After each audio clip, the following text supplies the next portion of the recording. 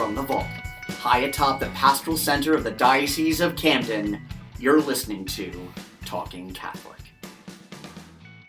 Hello, everybody. Thanks so much for joining in. I'm Pete Sanchez, and with me is Mike Walsh. Hey, Pete, as always. how are you? Yep. I'm doing well. The Phillies are right in the wild card hunt. It is all right. Now wait a second. Hold on. Wait, I'm going to stop you right there, sir. We are recording this a week before it's going to go up on the air. Are you sure you want to make a claim like that a week before this thing airs? No. Okay. Start over. No, we're not going to start. Oh, no, I'm not starting. No, we're keeping this in. I'm being optimistic. I'm being a hopeful Catholic. We pray, hope, and don't worry. Right? As Padre Pio said. Well, that's what we're supposed to do. Not all of us are successful at it, but the Phillies are definitely a cause for worry, I feel like. But I'm hopeful that by this time, when people listen to this, the Phillies they got one of the top two spots. And one of our guests is shaking their head. So we'll ask him about that. We'll ask him about the Phillies later on. I was always, Mike, glad to be back in the vault here with you. Sure. It's nice visiting an old friend. I feel like we've neglected the vault for the last couple months. Yeah, there's some truth to that. We haven't been in here in a while. So no, it's like we've been out a lot. And I miss it feels like home. It does. Really? Being inside a cold cinder block bank vault feels like home to you? Yeah, Mike, but it's our cold cinder block. That's the thing. It's ours, Mike. Right. It's ours. So I really appreciate doing this and appreciate just being here in the vault with you. And thanks so much for listening in. And so what do we got coming up? Well, this Saturday, September 21st, 8 a.m., this is cool, St. Teresa of Calcutta Day of Service. Of course, Mother Teresa was well known for the works of mercy that she performed as a missionary of charity in Calcutta. And like this day challenges us to kind of take up our cause and do the same. So this day of service, it starts with Mass 8 a.m. at St. Teresa of Calcutta Parish, 809 Park Avenue in Collingswood.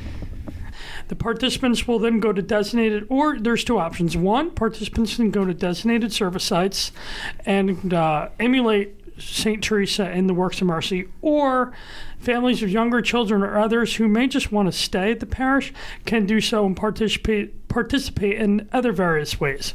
So again, this is St. Teresa of Calcutta Day of Service, September 21st, 8 a.m. Mass. It begins with 8 a.m. Mass at her namesake parish on 809 Park Avenue in Collingswood, New Jersey. Come on out. And then, Mike, we got a cool event coming up. The Justice for All dinner is coming up October 3rd. October 3rd, yes. And at Resorts Hotel in Atlantic City. Yeah, that's right. Yeah. I think it's our third year. Yeah, I think this is our third year there. And it's always a great night. It's a blast. The bad news came out last week that unfortunately Cardinal Tagle can't be with us this year because, joyfully, the Pope has named several new cardinals, and Cardinal Tagle was requested to come back to Rome for the ceremonies and some meetings beforehand. So unfortunately, he can't be with us in Atlantic City. However, he was only one of 7 people being honored. So just last week, it was announced who our local Disciples of Mercy are. So we hope that you had an opportunity to check out the Catholic Star Herald and see who's been so honored this year. It's also it's just a great night. It's one of my favorite nights of the year. It's one of the few that I actually help put on, and it doesn't completely stress me out. Just because it's the staff at resorts is outstanding and the food is wonderful and we're always on time, and knock on wood and pray to God and hopefully the Holy Spirit doesn't throw us a curveball this year. But it's a great night and it's a lot of fun, and it's a wonderful way of supporting Catholic Charities, which does amazing work in the area. Every dime that is raised at the Justice for All dinner goes towards helping them with funding for people in need. Not a single penny is kept within the Catholic Charities. It all goes out to through services for people. So it's really a wonderful night, and I hope people will come out. It's one of my favorite nights, and they get to see me running around with like a chicken with his head cut off because I'm bouncing all over the place making sure everything stays on the rails.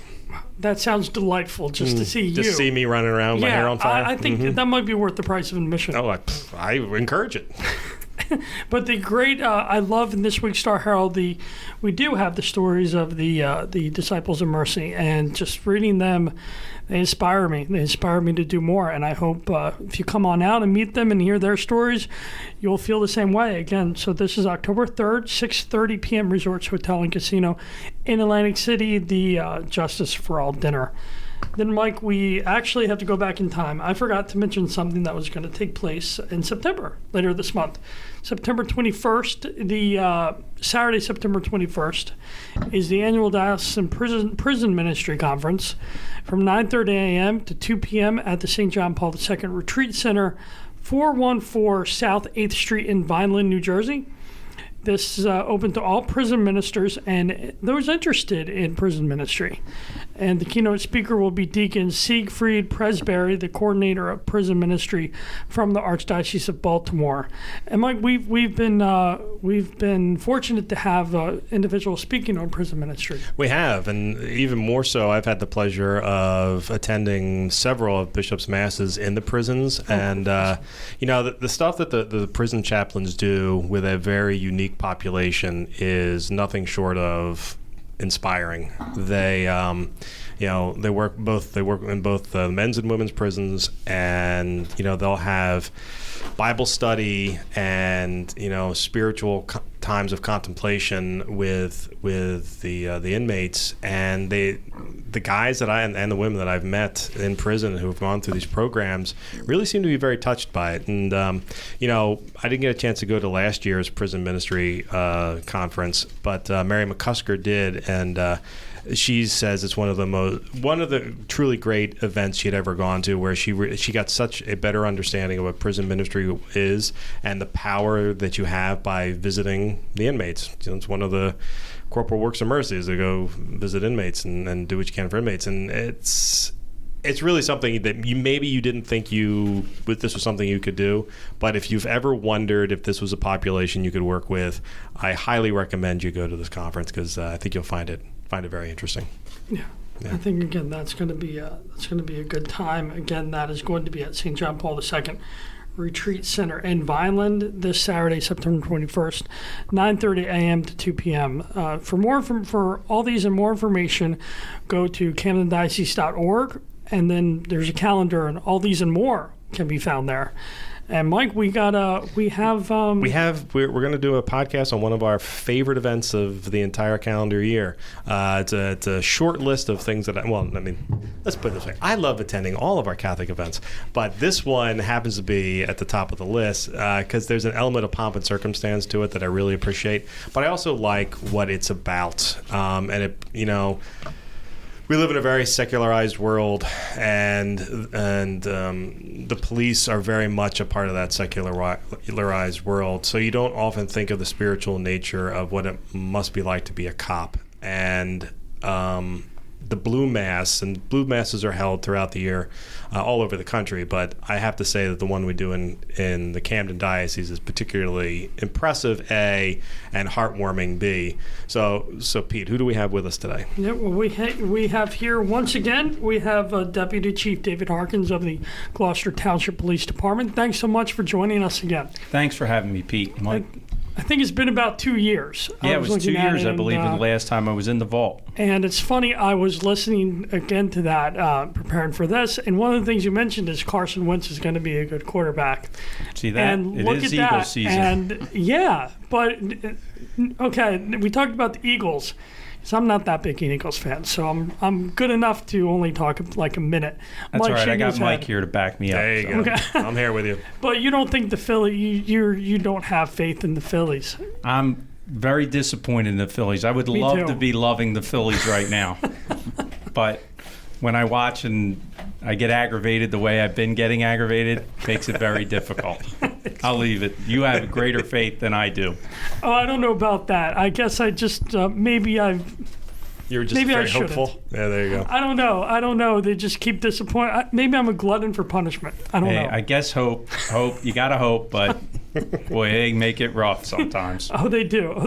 And next to him is we got Captain April Herrington of the Voorhees Police Department.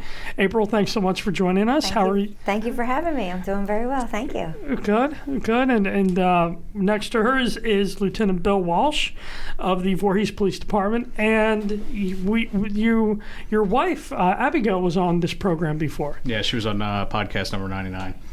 Oh, wow. Actually remembers cool. the number. Oh, I like my that. gosh. Good husband. She drilled it into me before I left That today. is, That I like that. you get the coveted no prize. Yeah. I love that we had a couple on separately now. That's great. I think that's fantastic. Yeah, That's the reach. Well, you're now number 140. So Nice. you get to shoot back 140 to her. We're even better now than we were then. Although that was a pretty good podcast, so you may have a lot to live up to. I don't know. I think Abigail's going to win this one. I'm sure he's heard it. Place to be. Yeah. And we didn't I even make actually it listened to it. I listened Did to ya? it before we came over here just so I could say yes. And I thought it was very good. Yes. She was treat. great. Yeah. And a great singer too. She's totally. outstanding. Yeah. But the Blue Mass, and actually come to think of it, didn't she sing at the Blue Mass Yes. last year? Yeah. She did. She'll be singing again this year too. Oh, good. Yeah. That makes me very happy. She was wonderful. Actually, Bishop actually, I was in a meeting with him at one point, and he specifically told me or told the group that he was truly impressed by Abigail's singing. So That's great. feel I'll free pass to it along. pass that along to her. Or she'll hear it later. I hope you'll listen to it with any luck. But no, we're here to talk about the Blue Mass a little bit more. And I guess, the number one question is how did it get started? And what year is this? I believe this is our 18th year. And so I probably started attending the Blue Mass when I was a young patrol officer.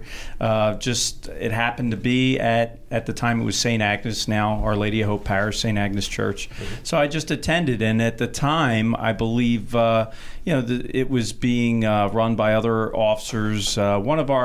He's now under sheriff of Salem County. John Kazupi was a captain with the New Jersey State Police at the time, and I was just taken back, like so many other officers are, when they attend the Blue Mass, how beautiful it was, the pomp and circumstance, the patriotism, and it kind of just, as a Catholic, it caught me. I said, wow, this is a great intersection of my vocation as a police officer and my faith. And I just thought, wow, what a great way of celebrating both aspects of it in such a beautiful way. So I just walked up to John at the time and asked him, hey, how can I get involved?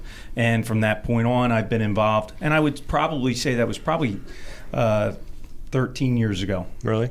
How about the two of you? April, how did you get involved? I actually went when I was in the academy. I went to Gloucester County Police Academy, and we have the academy classes there every year. For the most part, they attend Camden County and Gloucester County. So I went then, and I was blown away. I was. I thought it was amazing.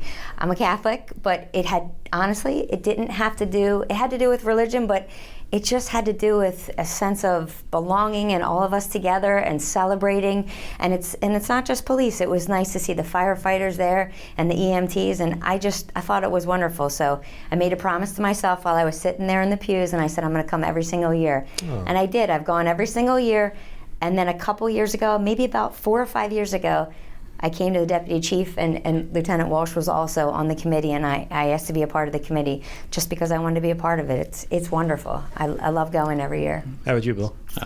Pretty much a similar circumstance to Dave, except replaced John with Dave, and I went up to Dave. Dave, exactly. Replace exactly. After Blue Mass, and I said, I'm really into this. I feel the calling to be even more into it. How can I help? And Dave got me onto the committee, and I started helping in any way that I could. And it's been something I've been going to since I came on the job as well, and it's just a powerful experience, and I think it draws a lot of us back to our faith, which is also important because we tend to, because of things we see on the job, sometimes you tend to lose your faith in humanity, and it kind of calls us back to it. That's a great transition point, because that's what I often think of is, we see a lot of stuff in the news, and I'm an avid watcher of PVI, and PVI is WPVI in Philadelphia, and that's their tagline has always been "If it bleeds, it leads," and there's almost always something associated with the police at the top of the show, and it's some pretty heart-wrenching stuff. And I'm sure that the three of you have had to deal with some pretty tough things in your careers. How difficult is it to walk that line between cop and Catholic? Well, for me, it gets very difficult sometimes because you have a job to do and you're trying to focus on that. But I found that if I turn to, if you don't have any type of foundation in faith, boy, you really tend to stray. And for me, the stronger my faith became, the better police officer I became, the more empathetic I became. You start to see through a different lens. There's always a job to do. Sometimes you have to put your life on the line. Sometimes you have to see. Police aren't typically called when everything's going well. So we come in a quick glimpse of a problem. And when you're talking about, what the news says about it bleeds, it leads, that oftentimes it doesn't put the police in a great light because, they're only seeing such a small snippet. But the events like this, like the Blue Mass, allows people to see us in a different light. It lets our humanity come through. It gives us togetherness, unity of fellow Catholics or people of faith, knowing that there's others like us that can do our job and that there's a place to turn to our faith. So it is, for me, those difficulties, if you don't have a faith or you don't have a way of, through a prayer life, it makes it very, very difficult, and you can become very sour and very energy that's not spent in a positive way goes somewhere. It comes out in a negative way. Yeah. No, I can absolutely understand that. What about you, for April? I just think it helps to be a part of something bigger than yourself. I think that's what it is. When you talk about faith and religion and then apply it to our jobs, sometimes you just have to be a part of something bigger. Know there's that community out there, the community of support, because it is a tough job. It's difficult what we deal with every day, but when we come together at events like this and things like this, we're all back together. We're supportive of each other. The church is supportive of us, so I think it's really helpful. What about you, Bill? Was the sense of community something that particularly rang true for you? Absolutely, and I come from a law enforcement family, so it's neat. Every year, my dad, who's the chief of police in Belmar, and I would get a picture together in our uniforms, in our formal uniforms, which doesn't happen often, so it's always at the Blue Mass. And that community... I took that picture last year. Yeah, I took the picture for me last year. I'm usually the picture taker. Yep, totally. Actually, come to think about it, I think I got a picture of you two last year. Exactly. Okay. Yeah. But it's nice to see the communities overlap there. The law enforcement first responders community also interacting with our Catholic church, with our Catholic schools and Catholic church, and all the community members that come out and support, and our families and support systems from home who come out to support us in this event, and they get to see a whole different light on it. And we come home, we're ecstatic, we're talking about it. And I have heard stories from families who have gone to this Mass and then they started attending Masses more regularly and they reconnected with their faith. So there's all kinds of ripple effects that come from this one day a year where we're honoring our first responders. What I also like too is that we have officers from our department from all kinds of faiths. Everybody still comes to the Blue Mass. We all come together. It doesn't matter what faith you are that day. We're all part of our law enforcement family, our first responder family. So that is nice. We do have very good support, at least I can say from our department. I know, Depp, from your department too. It doesn't matter. You don't have to be Catholic to be at this Mass. We all come together, pray together. It doesn't matter where your background is from what you're praying. It's just we're together. Absolutely. So. I always wondered that because it's such a great turnout every year of police officers, and I love seeing that. The other thing I love seeing is how much of the rest of the community comes out. Now it's a difficult Mass to get to because it's 10:30 on a Friday in September, which can be a little tough to make it towards. Yeah. But our Catholic schools have always been very supportive of it, so they'll send students, and community members are invited. Absolutely. Yeah, it really is. It's and the turnout we've gotten. See, in a lot of senses, people, we usually just hear from the people that don't like us, but they are by far in the community a small minority. The majority of people support the police and they come out. One of the best decisions I think we made, and it goes back to Monsignor Mike Mannion, who was one of our police chaplains, and Mary Boyle, the superintendent of the diocesan schools at the time. We got together and said, how can we make this connect with our kids in our community? And one of the ways was we started inviting our Catholic school children to attend. And that has really become a foundation of the Blue Mass. It lets the officers interact with the children. The children see officers in a way that they don't typically see them. They see us praying. They see us participating in the Mass. It humanizes us, but there's also a lot of neat things to see for them. The pipe band, the Camden County Emerald Society pipe band is always, it's always moving to me. It means a lot to us in the law enforcement and first responder community, because that's our traditions. It goes back. We're going to have New Jersey State Police is going to have their mounted horse unit. Kids like to see that. That's always fun. We like to see that. Yeah. The amount of honor guards with the flags is really quite a sight to see, with the pomp and circumstance, the movements and military style movements. So we've always gotten the letters we've received back from some of the Catholic school students thanking us. That's impacted us greatly. And I know that most of the committee members feel the same way, but that was one of the best decisions that I think we made, because it's really taken us to a new level. And we'll hear back from kids that went years ago and run into officers that speak about it. Remember, we got that letter from the girl from Paul VI. Yes. It was so moving. Really? It was brought us wonderful. to tears. It was. Wow. It was. And that was the first year she had attended. Yes. And then she took the time after to write this very long letter, showing her appreciation for everything that she saw and for law enforcement. And it was really nice to see that kind of response. It made from the hard students. work that our committee members, because there's some organizing and things to do, but it makes it worth it, motivates us every year. Definitely. Next year, we can't do it this year because we don't have the technology yet, but we're buying it. The next year, if you keep on us about it, we want to do a live stream of We'd the love event, that. like a 5-camera live stream. That would be wonderful. Yeah, that we did it for the Chrism Mass in the spring, just to test if the technology would work, and it does. So your Mass is going to be on that list because I think. Listen, I'm a sucker for pomp and circumstance, but I think it's a great opportunity to see people you either are afraid of, because I don't know if you guys know this, but police officers can sometimes be not enthusiastic to go up to and say hi to, because you're afraid. You guys look tough. I can understand that's the truth of the matter. But you guys also look beautiful in uniform in the Class A's, and quite frankly, and we talked about this on a previous podcast just for a few minutes. The commander of the Color Corps, who sings them in and sings them back out again. I was telling this to Pete the other day. I was like, I want to have him on the podcast at some point. I'd love to know how he does it. He's great. It's Lieutenant Keith Mahan from the Cherry Hill Police Department. He's been our honor guard coordinator. Again, he puts in a lot of time and effort. They meet a couple days before to make sure everybody's in line, and it makes it go smooth.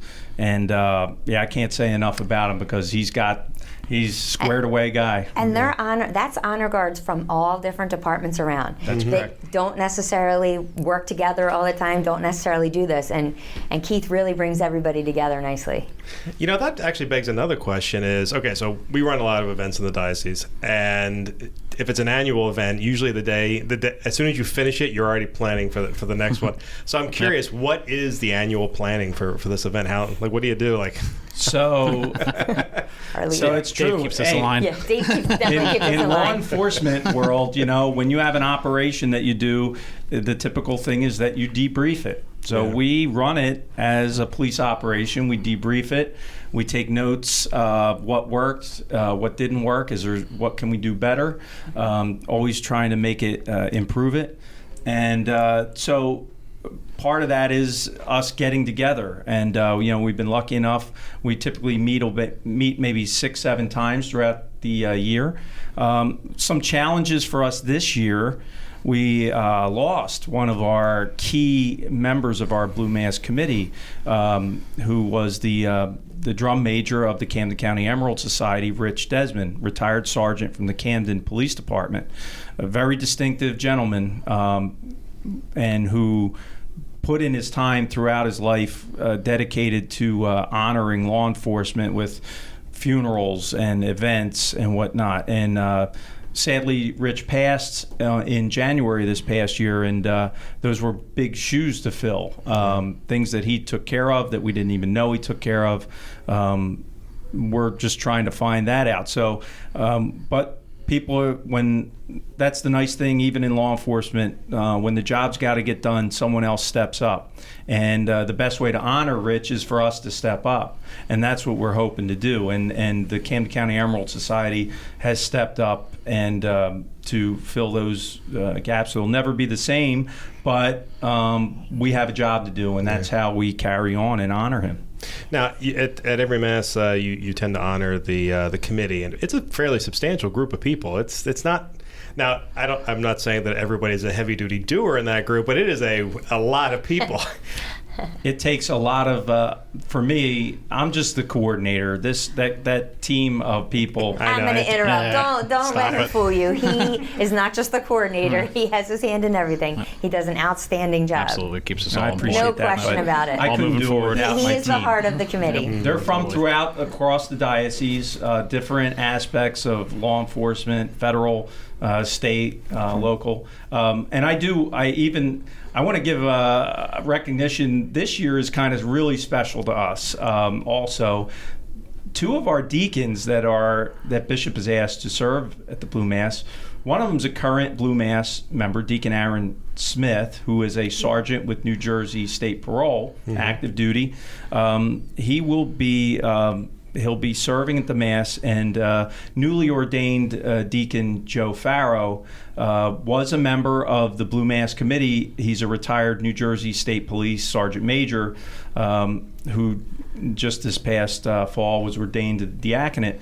So it's really exciting for us to see how that happened for them. They found a vocation, not necessarily from the Blue Mass, but it was a way that they carried on their vocation. And I know both of those guys are really excited to serve this year. That's I've looked at now I don't know if this is your influence or you yourself was influenced. I have noticed that a lot of our deacons seem to come from law enforcement. Well, we talk about that. As you know, I'm in formation now, and there's another officer, Toby Haley, who's part of our Blue Mass committee from Washington Township Police Department, who's in formation. I think the reason for that is that the foundation of service of the diaconate connects so well with law enforcement. Mm-hmm. We have a sense of service. Certainly not the only sense, but it seems to me that it goes. There's definitely a connection. I can speak for myself. There's a connection for me. We enjoy serving, and there's a call to serve in the diaconate. So I think that is a really good connection with it. Yeah. And Dave, you've been in formation for about 5 years? We're in our fourth year. Fourth year. Yeah, so we're continuing on. Just started back, and they're great. There's 13 of us in formation right now, so they're a great group. It's no small endeavor. I mean, I don't mean to make the podcast about you, Dave, but it's no small endeavor to become a deacon. I mean, it is a 6.5 year commitment. It's just about 6 years, and it's going to class. Not just a couple of. I was going to say a lot of classes. Yeah, a lot of classes. There's a lot to learn, and when you first start, you're like, boy, what do I got to go all of that? And then as you go through it, you're like, boy, I don't know if I know enough. But I will say, if I don't do anything else, I'm a better man. I'm a better Catholic. I've really learned a lot, and I'm really excited for that. If God willing, I'm called for ordination. It's just been a tremendous experience, and I would recommend. I didn't think I could do it, schoolwork, all that stuff, and I'm telling you, I could tell anybody you can do it. It is. It's one of the best things that I've done. I'm sure it takes a commitment, takes family support, my wife, and whatnot, but it is doable, and it's been a fantastic experience for me. That's great. Now, going back to what it takes throughout the year, do you have events throughout the year to help prepare for this? Come to think about it, you do have a fundraiser, don't you? Yeah, we have a fundraiser. It'll be on Monday night. the 16th of September at Adelphia. It's $20 for it's a food.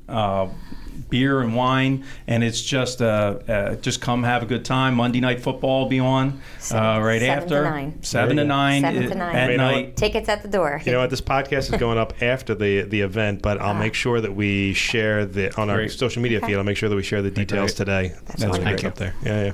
But other events that we do have. The fundraising is meant to cover. We have a complimentary luncheon afterwards, and so it for the first responders and for all that participate in the Blue Mass. And so it's just a way of saying thank you back to all the first responders. It's, again, for us to get together, fellowship, and see each other every year. And so those covers those expenses. And we also try to help out some of the Catholic schools that have transportation cost issues from some of the areas that, it's difficult for them to do. Yeah. And so that's really, we don't make anything on it. We just cover our expenses and we try to give out like something for the kids. They're coming. We'd like to give something to them that's blessed as they leave. So a lot of times we've done bracelets in the past where the kids get them, and that's some of the fundraising offsets costs like that. Yeah, lapel pins every year. We do a lapel pin with the year of it and the logo for the Blue Mass, which is nice. Yeah, that is really nice. Yeah, they're blessed, and then officers get those also, which is nice. And you also honor the dead from the previous year, right? We do. So we'll list off people from police, fire, EMS, really whatever discipline that's brought to our committee's attention from the year, from the last Blue Mass to the current Blue Mass, and we'll ring a bell we have from the fire department as their name's read during the Mass. So it's something nice. We've had family members of their loved one has passed away, and they actually come to attend the Blue Mass to honor the memory of their loved one, and they can see all the like we talked about earlier, all the honor guards and bagpipes, and the Mass itself is beautiful for them. Yeah, I get chills every time that comes around. Yeah, it's a poignant time in the Mass really during the intercessions, and reminds all of us, for me, what we're doing there. It's to remember them and pray for them, and I think it makes a good impact on the public that attends and the children, particularly the kids. I'm really glad that you were able to convince Mary Boyle to do that, because I'm growing up. I think the only time I saw police in school on any regular basis was back in the DARE program. Yeah. That was it. And nowadays it's. Granted, nowadays is a different world where, with schools being shot at and things like that. I think you guys are in schools a lot more often than we've had to evolve trainings. To that. Yeah. It's definitely just from the time that I started. I'm in my 24th year as a police officer. It's changed, and it's changed for the better. Again, sometimes when you're handling a situation, you have to focus on it, and we look like we're stern and focused. It's because we're all about business, but we love these types of events. The Blue Mass for us is such a great time because we don't have to have our guard up necessarily, and we have to have a great opportunity to interact with the children and our families. And I can tell you, so many officers that have come and brought their school-age children to the Mass have really made a connection. Their children makes a connection. Their children get to see what this family bond of law enforcement, first responders that we have. Yeah, the respect for each other and whatnot. It's just a great opportunity. Dr. Bill Watson has been the new superintendent, has been fantastic taking over for Mary, and he's full on board. And I can't say anything more about from the diocesan schools how much support we've gotten from principals, the staff, everyone. Yeah, everybody seems to really enjoy it. And the kids, we try to greet the kids as they come in because they get there earlier than a lot of the families and everyone else who's attending. So we get a chance to, as we're walking them to their seats, to say hi to them, and they just seem really excited to be there. And it's nice for them to see us, and like Deb said, in a more relaxed setting. Even though we're in full uniforms, full Class A uniforms. And it's also a nice opportunity. When we're in our full Class A uniforms. We have the bagpipes. We have the horses. We have all the flags and everything else that goes with it. We may only see that when we go to the funeral of one of our fallen brothers and sisters. So that's a good point. Yeah. It's a great opportunity for us to have all those things together during a happy circumstance, whereas normally all those moving parts are only together during the funeral for one of our brother or sister officers or something like that. So it's moving too for the families to see that and for the kids to see that, because again, it's not something we're mourning. We're there happy about it. Yeah, very happy. I also feel very safe at that Mass. Yeah, very well safe. protected. And Bill, you just speaking about family bonding. So your father, you had that photo opportunity with your father. You were saying. So I want to ask Bill and April. Just can you speak a bit about how you got this vocation? What led you to law enforcement? Yeah, so my dad's been a police officer now for I'm not gonna call him out, but I should. Like 41 years. He's been a police officer for a very long time. So I remember growing up as a little kid, seeing him get ready for work, helping him put his uniform together for work, and hearing him telling my mom some of the stories when he would come home. I was always super fascinated by it. Watched the cop shows with him on TV, and kind of just knew that was my calling from a very young age. Got into a police dispatch at the age of 16. I was blessed to have that opportunity, and then continued to into the police academy at the age of 20. So I got in super early, and I knew it's what I've wanted to do for as far back as I remember. Again, like Dave said, a call to service. That's what I felt, and I still feel it every day. So that's how I got involved. And my dad and uncle, who's also a police officer, they were kind of good role models for me to get into it. And what year are you in now? I'm in year 19 right now. 19. Wow. I just have to interject, and then April, but I just want to say, Bill, I was at your home. Mm-hmm. You were very nice during a young adult event. You and Abigail invited the group into your home, and I went to your basement, and you had all those patches. Yes. And tell us about the patches. That's famous. Yeah, just He's like famous. From everywhere. Can you share that story? Can you share a bit what they are? When I was in kindergarten, I believe, my dad went to the FBI National Academy in Quantico, and every weekend when he'd come home to visit the family, he'd bring back patches for my brothers and I. And I inherited the patch collection because neither one of them are cops. They went the smart route. But I continued collecting patches. My grandma would help me write letters out to all the police departments as like a summer project to teach me letter writing skills and things of that nature. Yeah. So throughout grade school at St. Francis de Sales, which is no longer there, but I would do that during the summer to learn how to write letters, learn about how the post office works. And it was kind of a lesson she taught me, but also kind of expanded my police patch collection. I'd go to Police Week in Washington, D.C. every year. I'd trade with other officers, and it kind of has just exploded, and it's literally like taken apart like my basement. About how many do you have? I have about 10,000 shoulder patches from all over the world. It is a sight to see. It is all over. Yeah. It's incredible. And that's not all of them. No, I have some in my office at work. I have some in boxes. I mean, it's a heck of a man cave. Yeah, Wow. definitely. It is. We'll have to do a podcast from there sometime. All right. Yeah. Actually, I'm even more impressed by Abby at this point that she allowed this. Well, I'm in the basement for full disclosure, and it's not a finished one. That's funny.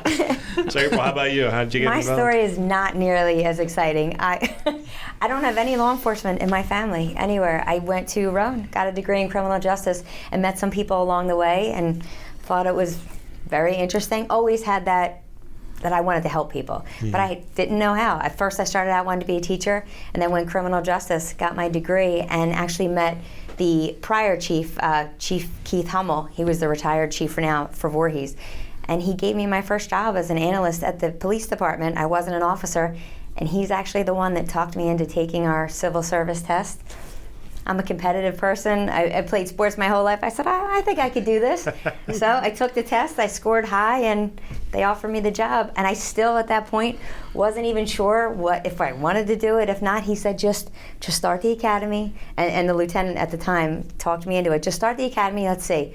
First day of the academy, I absolutely fell in love with it. Really? There was nothing like it, and I just wanted to be a part of it from that day on. So. And what year are you in? I went to the academy in 2003, so I'm at about 17 years. And Mike, don't let her minimize her abilities here. She is a great leader of her department and in Camden County. Absolutely. In a mostly male-dominated profession. And so don't let her minimize herself. She is a great leader. She's a great police officer. She's a firearms instructor. She is not someone that you would want to mess with. But she's a great... I was lucky. I was lucky. My department doesn't see female or male. They just see the type of officer that you are. So you're not female or male, you're blue. She's a great example of...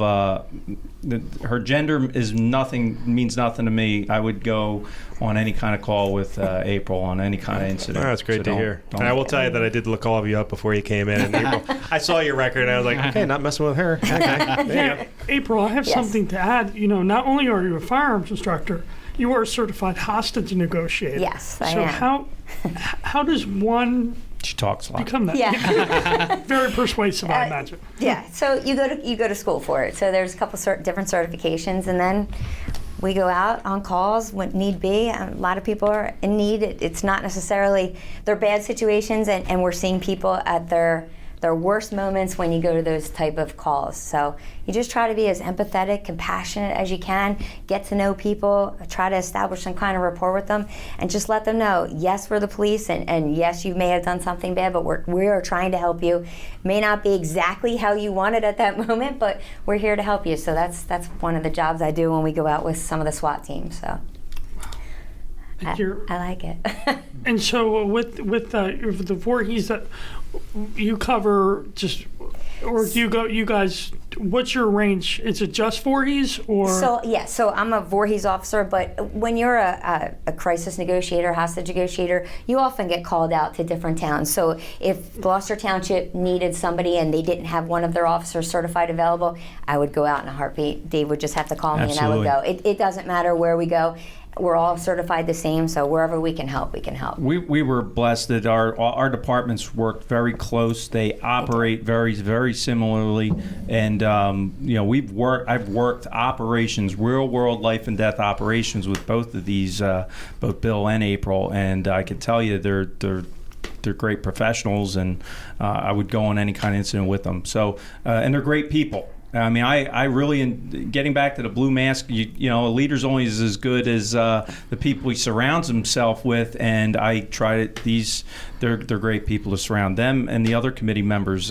We have a good time when we meet. We do. We take care of our business, and then we have some good social time. And of course, Dave, we're talking about everyone's capabilities here. I realize that I'm seeing you on TV more and more, as a matter of fact, either in the background or being interviewed. So. Sometimes I'm window dressing. That's okay. But, that's all right. Listen. In this, and Mike, you're one of. I consider you one of the great professional in your career field in communications, and that's something that police we've had to learn. We've had to learn how to get our message out. We've had to learn how to communicate. When I remember, old bosses, they didn't want to talk to the media at all. If you have that attitude now, we've learned through our training that they're going to get their story from somewhere else. Yep. So it's important to get your message and not be afraid. I've had great relationships with some of the media in this area, and they've worked for us. We'll give them straight. We're honest with them, and that's so important. And communications is so important. That's a great point. I never look at the media as my enemy. They are, I was about to say they're a useful tool. That's not true. They're great people, actually. But if you look at my wall in my office, one wall is all media awards. My grandfather was a radio reporter in New York City for 40 years. Wow. I love the media. Mm-hmm. They may drive me nuts sometimes. Absolutely. But I absolutely love them. And the ones that I work with and have great respect for are consummate professionals. So I couldn't agree more. I tell people, never be afraid of the media. Just, watch yourself. Make sure it's always on. If you look bad in the media, chances are you said something you shouldn't have. That's correct. You should have guarded your words a little bit better. But you've been doing a great job. Thank you. Even as window dressing, it's been nice. I'll be watching Channel 6 and my wife will be like, hey, I know that guy. Yeah. How about the two of you? Have you had to do much on-camera work? Have you been able to stay behind the scenes? I had one time I was forced to do it. Let's put it that way. and it was only an interview about our new radio program and our new radios that we had. I understand the importance of it. We actually have a very good PIO at our department right now, a public information officer. He's very good in front of the camera. It's not something I would choose to do if I had the choice, but I know how important it is to get the message out there and to get the right information out there as a police department. That's the key. I'd prefer to do it from behind the keyboard, so I do a lot of our social media stuff. So I engage with them a lot, but it's not really face-to-face or face-to-camera, I guess you could say. Hey, listen, I appreciate Dave saying great things about me, but that's my world right there. Is this is not the face of the Catholic Church that I want to put out there. There are so many better faces, and I will shove them forward. Absolutely. Most of them wear habits. The nuns are always great on camera. But, I think we're going to wrap up real quick. Is there anything else you'd like to let us know about the Blue Mass? Just want to invite, it is open for everyone. We ask all our clergy from the diocese to join us. We can't thank Bishop Sullivan enough, and Father Hughes and the staff, and our host pastor, Father Zolak from Our Lady of Hope, who is on our committee. Great support that we've gotten, and we just ask everybody if they have the time to come on out on September 27th at 10:30 at Saint Agnes Church at Our Lady of Hope Parish in Blackwood. We would love for everybody to come out and just see what's going on at the Blue Mass and supporting us. And we appreciate all the effort that you, Mike and Pete, that you've given us to get our message out. If you come out one time, you're going to fall in love with it. That's all I have to say. Just come out and see it one time, and you'll be back every year.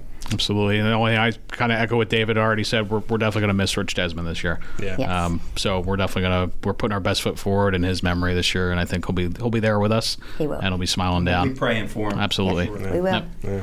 All right. Well, thank you all for joining us, and I hope everyone's listening. We'll go to the Mass. You've heard Pete and I talk about it for years. It's one of my favorite Masses of the year, and you will not be sad if you go. It's a great opportunity to see our police forces looking their best and being very spiritual at the same time. So thanks for listening, everybody, and we'll talk to you next week.